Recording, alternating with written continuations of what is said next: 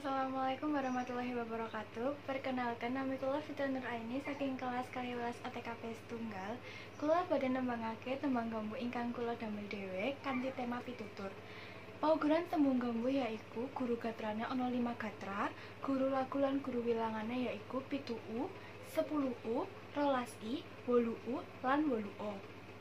Tembang gambuh yaiku tembang ingkang nyritakake tugas lan kewajibane generasi muda.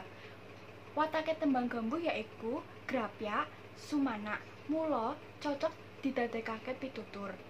Makna tembang gambuh ingkang kula damel yaiku yen awake dhewe urip ing donya iki iku kudu tansah nurut marang dawuhe guru.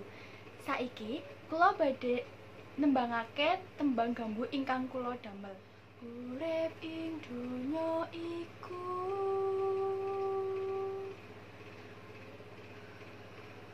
kudu nurut dawuhe guruku kanggo sangu urip ana donya iki. Pitutur kang ana kawruh